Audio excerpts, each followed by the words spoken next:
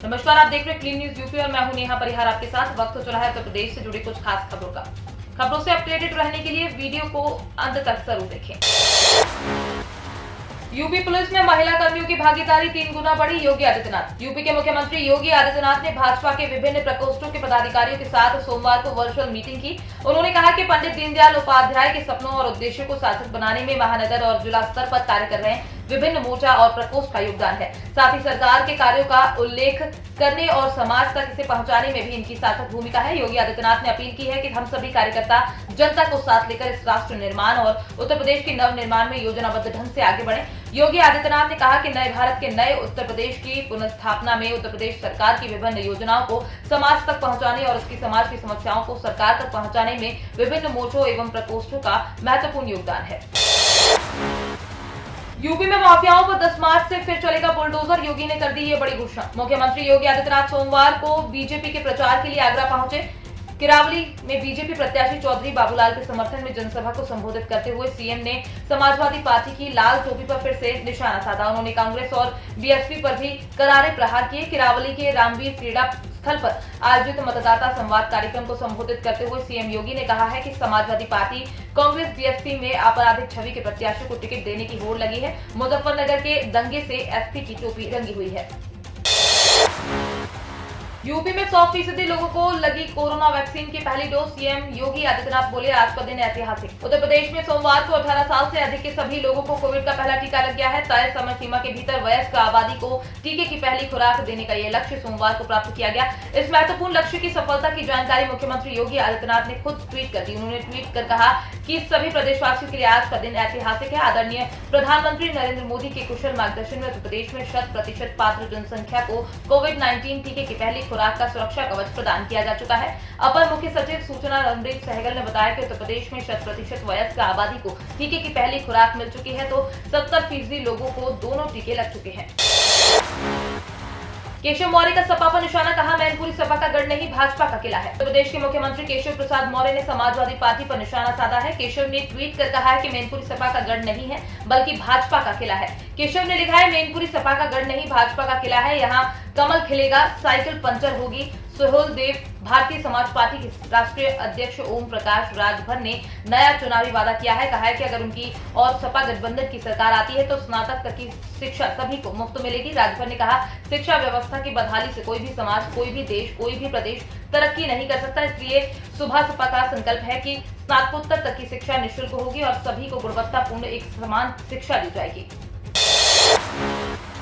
UP में अनुदेशकों के 2500 से ज्यादा पदों पर निकली भर्ती, जाने आवेदन की प्रक्रिया। Uttar Pradesh subordinate service selection commission ने अनुदेशक के पदों पर भर्ती निकाली है। रिक्त पदों की संख्या 2504 है और कैंडिडेट्स को आवेदन के लिए 8 फरवरी 2022 तक का समय दिया गया है। इस भर्ती के लिए यूपी पीईटी पास कैंडिडेट्स ही योग्य हैं। योग और इच्छुक उम्मीदवार यूपीपीएससी की ऑफिशियल वेबसाइट uppsc.gov.in पर जाकर आवेदन कर सकते हैं। आवेदन की प्रक्रिया 18 जनवरी से जारी है। आवेदन करने से पहले उम्मीदवार एक बार नोटिफिकेशन को अच्छे से पढ़ लें। आवेदन फॉर्म में करेक्शन के लिए उम्मीदवारों को 15 फरवरी 2022 तक का समय मिलेगा। रिक्त 2504 पदों में जनरल कैटेगरी के उम्मीदवारों के लिए 1042 सीटें, ओबीसी के लिए 681 सीटें, आर्थिक रूप से कमजोर यानी ईडब्ल्यूएस वर्ग के लिए 211 सीटें, एससी के लिए 526 सीटें और एसटी के लिए 44 सीटें। बजट से आसान होगी यूपी चुनाव में बीजेपी की राह, किसानों के लिए किए बड़े ऐलान। केंद्रीय वित्त मंत्री निर्मला सीतारमण ने मंगलवार को संसद बिल वर्ष 2022-23 का बजट पेश करते हुए किसानों के लिए कई बड़े और खेतों और किसानों के लिए बड़े ऐलानों को यूपी चुनाव से भी जोड़कर देखा जा रहा है। केंद्रीय कृषि कानूनों को लेकर 1 साल तक चले आंदोलन की वजह से किसानों की नाराजगी को दूर करने का प्रयास करते हुए वित्त मंत्री निर्मला सीतारमण ने बताया कि अगले वित्त वर्ष में किसानों के खाते में 2.37 लाख करोड़ डीबीटी के माध्यम से दिए जाएंगे। सीतारमण ने कहा कि गंगा नदी के किनारे जैविक खेती को बढ़ावा दिया जाएगा। यूपी ग्रामीण आजीविका मिशन में 1736 पदों पर भर्ती। उत्तर प्रदेश ग्रामीण आजीविका मिशन के तहत राज्य स्तर, जिला स्तर और ब्लॉक स्तर पर बम्पर वैकेंसी निकाली गई है। कुल 1736 पदों पर भर्ती की जानी है। 1736 वैकेंसी में से 1432 वैकेंसी ब्लॉक लेवल, 290 वैकेंसी जिला लेवल और 14 वैकेंसी राज्य स्तर की है। आवेदन करने के लिए उम्मीदवारों को 25 फरवरी 2022 तक का समय दिया गया है। इच्छुक उम्मीदवार upsrlm.samshrm.com पर जाकर आवेदन कर सकते हैं। करोड़ों किसानों को सरकार देगी सौगात, तो बढ़ाई जा सकती है पीएम किसान योजना की राशि। केंद्रीय वित्त मंत्री निर्मला सीतारमण आज मंगलवार सुबह 11 बजे देश का आम बजट पेश करेंगी। गरीब जनता से लेकर अमीर शख्स तक की आम बजट पर नजरें बनी हुई हैं। कोरोना वायरस महामारी की तीसरी लहर के बीच में पेश हो रहे बजट से सभी लोग राहत की उम्मीद कर रहे हैं। करोड़ों की संख्या में किसानों को भी उम्मीद है कि इस बार बजट उनके लिए भी बेहतर होगा। दरअसल 5 राज्यों के चुनाव और तकरीबन 1 साल तक चले किसान आंदोलन की वजह से माना जा रहा है कि बजट में प्रधानमंत्री किसान सम्मान निधि योजना पर कोई बड़ा ऐलान हो सकता है।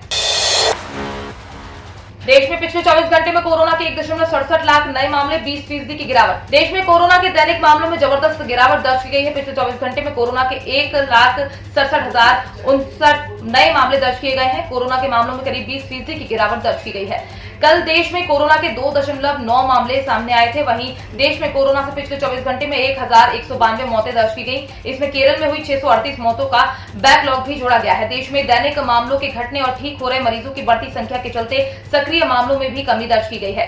देश में सक्रिय मामले घटकर 17,43,059 रह गए हैं। कल देश में 18.21 लाख सक्रिय मामले थे।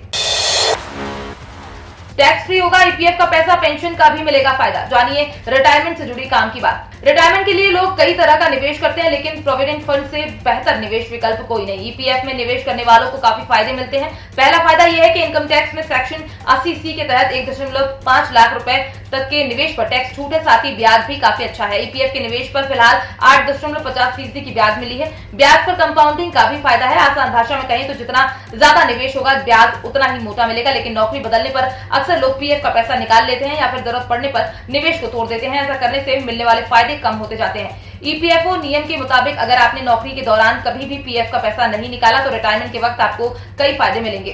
तो ये थी दिन भर की 10 बड़ी और अहम खबरें। खबरों से अपडेटेड रहने के लिए वीडियो को अंत तक जरूर देखें और आप न्यूज कहां से देख रहे हैं हमें कमेंट में जरूर बताएं। वीडियो को लाइक करें और चैनल को सब्सक्राइब करें।